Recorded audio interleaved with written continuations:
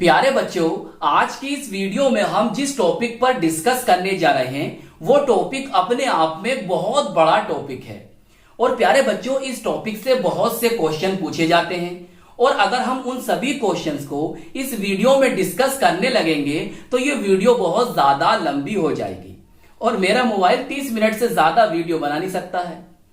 तो ऐसा करते हैं प्यारे बच्चों, इस टॉपिक से जितने भी इंपॉर्टेंट क्वेश्चंस पूछे गए हैं उन सभी क्वेश्चंस पर अलग अलग वीडियो बना देते हैं। और प्यारे बच्चों, आप जानते हैं इस चैप्टर की प्लेलिस्ट अलग है और उस प्लेलिस्ट का मैं आपको लिंक इस वीडियो के डिस्क्रिप्शन में दे दूंगा, जिससे आपको इस टॉपिक से सभी इंपॉर्टेंट क्वेश्चंस मिल जाएंगे। प्यारे बच्चों, आज की इस वीडियो में हम जानेंगे परागण बोले तो पॉलिनेशन। परागण बोले तो पॉलिनेशन क्या होता है और उसके प्रकार को।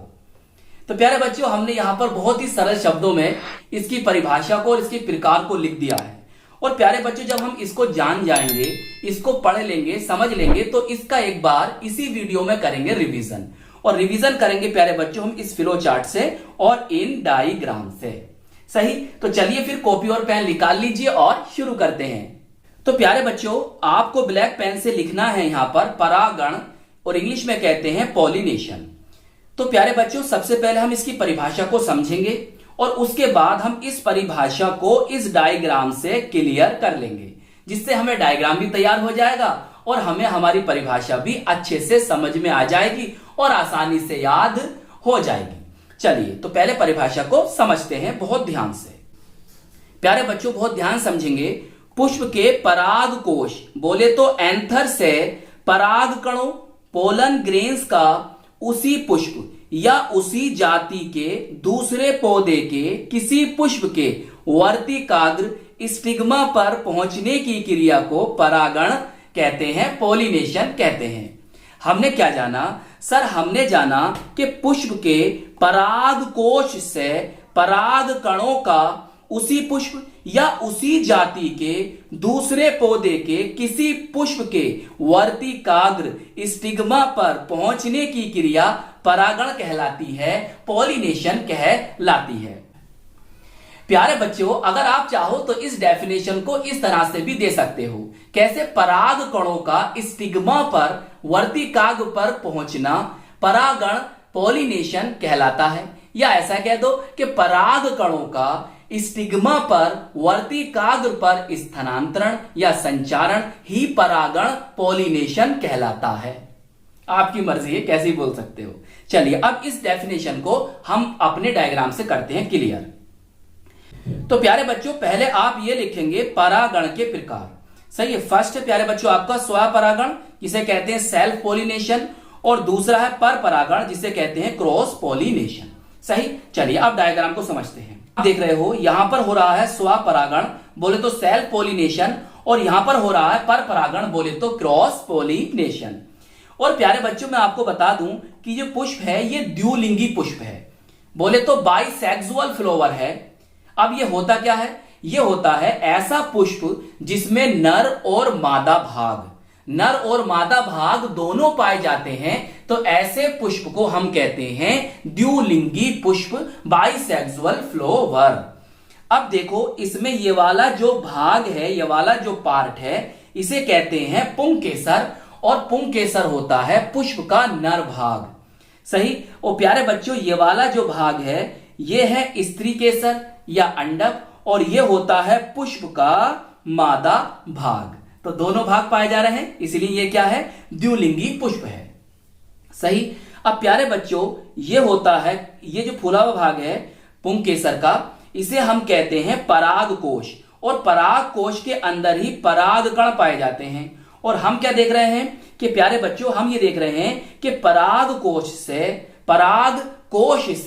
पराग कण निकलकर उसी पुष्प के वर्तिकाग्र पर जा रहे हैं। तो बस हम इस क्रिया को कह देंगे स्वपरागण। और अगर प्यारे बच्चों पराग कोश से पराग कण निकलकर उसी जाति के किसी दूसरे पौधे के किसी पुष्प के वर्तिकाग्र पर पहुंच जाएं, तो उसे कह देते हैं पर परागण, क्रॉस पॉलिनेशन। जैसे आप यहां देख रहे हो भाई, ये पराग कोश है और ये कौन है? पराग कण है। तो परागकण पराग कोश से निकलकर इस वाले पौधे के किसी पुष्प के वर्तिकाग्र पर जा रहे हैं, तो बस इसे कह देंगे हम पर परागण, क्रॉस पॉलिनेशन। अब प्यारे बच्चों, परागकण बोले तो पोलन ग्रेन क्या होता है ये हम आपको पढ़ा चुके हैं। अब लघु बीजाणु धानी में पाए जाते हैं। लघु बीजाणु धानी क्या होती है इस पर भी हमने आपको लेक्चर दे दिया है। और परागकण के बनने की क्रिया को कहते हैं लघु बीजाणु जनन, और ये क्या होता है इस पर भी हम आपको लेक्चर दे चुके हैं। अब प्यारे बच्चों, इसके दो प्रकार होते हैं, सेल्फ पॉलिनेशन और क्रॉस पॉलिनेशन। सही, आगे चलें। चलिए, अब प्यारे बच्चों, हम सेल्फ पॉलिनेशन को पहले पढ़ेंगे और इसके प्रकार को भी पढ़ेंगे, और इस पूरी बात को प्यारे बच्चों हम यहां पर इस डायग्राम से क्लियर कर लेंगे। सही, चलिए पहले देखते हैं भाई स्वपरागण, सेल्फ पॉलिनेशन होता क्या है। वैसे तो आप जान ही गए हो सेल्फ पॉलिनेशन, स्वपरागण क्या है, उसी के आधार पर लिख सकते हो, लेकिन आपको लिखना कैसा है, कैसे है वो उसे समझो। प्यारे बच्चों, आप कैसे लिखेंगे उसे समझिए। देखिए, जब एक पुष्प के परागकण उसी पुष्प के या उसी पौधे पर उपस्थित किसी अन्य पुष्प के वर्तिकाग्र तक पहुंचते हैं, तो इस क्रिया को स्वपरागण कहते हैं। इसके उदाहरण ये लिख रहे हैं सामने। हमने क्या जाना सर, हमने ये जाना कि जब एक पुष्प के परागकण उसी पुष्प के या उसी पौधे पर उपस्थित किसी अन्य पुष्प के वर्तिकाग्र तक पहुंचते हैं, तो इस क्रिया को हम कह देते हैं स्वपरागण, सेल्फ पॉलिनेशन।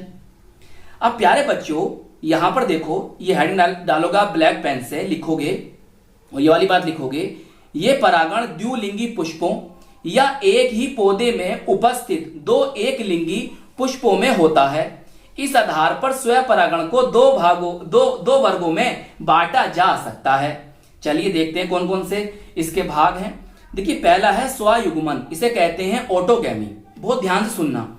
एक पुष्प के पराग कोश से परागकण का उसी पुष्प के वर्तिकाग्र पर पहुंचने की क्रिया स्वयुग्मन कहलाती है। क्या जाना कि एक पुष्प के पराग कोश से परागकण का उसी पुष्प के वर्तिकाग्र स्टिग्मा पर पहुंचने की क्रिया स्वयुग्मन, ऑटोगैमी कहलाती है। और ये वाली बात भी याद आपको रखनी है, स्वयुग्मन में एक ही पुष्प की आवश्यकता होती है। डायग्राम से और क्लियर हो जाएगा, टेंशन नहीं लेना बिल्कुल। चलिए आगे। तो प्यारे बच्चों, अब हमारा सेकंड पॉइंट है सजात पुष्पी परागण, जिसे कहते हैं जीटोनोगैमी या गीटोनोगैमी, कैसा ही लिखा मिल सकता है। अब बहुत ध्यान समझिए, जब एक पुष्प के पराग कोश से परागकण का उसी पौधे में उपस्थित किसी दूसरे पुष्प के वर्तिकाग्र पर पहुंचने की क्रिया को सजात पुष्पी परागण कहते हैं। क्या जाना हमने जाना सर कि जब एक पुष्प के पराग कोश से, एंथर से परागकण पोलन ग्रेन का उसी पौधे में उपस्थित किसी दूसरे पुष्प के वर्तिकाग्र पर पहुंचने की क्रिया को सजात पुष्पी परागण कहते हैं, जीटोनोगैमी कहते हैं। अब प्यारे बच्चों, इस पूरी बात को समझते हैं हम डायग्राम से। अब प्यारे बच्चों, आपको ये पौधा दिखाई दे रहा है, ये हमारा एक कोई प्लांट है, कोई एक पौधा है, कोई एक पादप है। अब इसमें आप देखो कि ये हमारा कौन है, पुष्प है, फ्लावर है। और अगर परागकण, पोलन ग्रेन और वर्तिकाग्र बोले तो स्टिग्मा दोनों ही एक ही पुष्प के हैं, तो वहां पर होगा ऑटोगैमी, बोले तो स्वयुग्मन। जैसे देखो, परागकण भी इसी पुष्प का है और वर्तिकाग्र भी इसी पुष्प की है, तो यहां पर हो जाएगा ऑटोगैमी। और अगर प्यारे बच्चों आप यहां देखो और यहां देखो, अगर यहां से मान लेते हैं, यहां से परागकण निकलकर इसके स्टिग्मा पर वर्तिकाग्र पर आ रहे हैं, मतलब पौधा तो एक है, प्लांट तो एक है, लेकिन फ्लावर अलग अलग है, पुष्प अलग अलग हैं। एक पुष्प का परागकण है और दूसरे पुष्प का वर्तिकाग्र स्टिग्मा है। तो ऐसा अगर परागण होता है, ऐसा अगर स्वपरागण होता है, तो हम उसे कहते हैं क्या, जीटोनोगैमी, जिसे हिंदी में कहते हैं सजात पुष्पी परागण। बताइए, दोनों बातें क्लियर हो गई यहां पर। चलिए अब आगे चलते हैं। अब प्यारे बच्चों आप ये हेडिंग डालेंगे ब्लैक पेन से, पर परागण, और इंग्लिश में कहते हैं क्रॉस पोलिनेशन। बहुत ध्यान से समझना।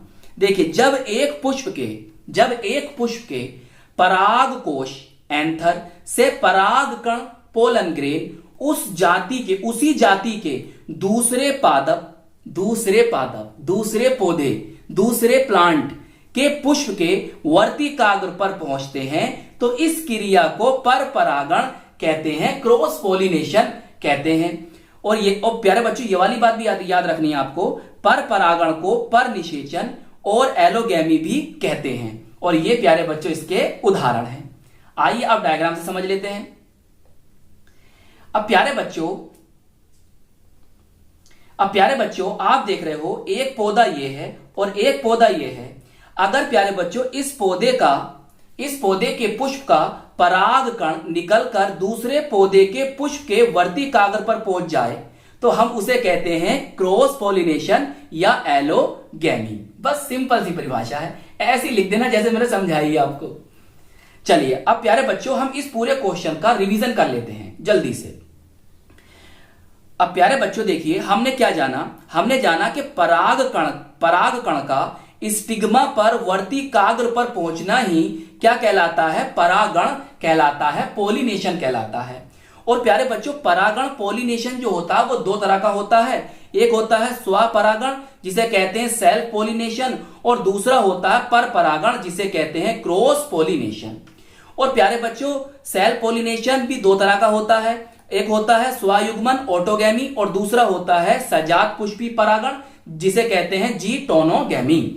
अगर प्यारे बच्चों सेम फ्लावर है और सेम ही प्लांट है, समझ रहे हो, समान पौधा है और समान ही क्या है, पुष्प है, तो वहां पर क्या होगा, ऑटोगैमी। और प्यारे बच्चों पौधा तो समान है लेकिन पुष्प अलग अलग है।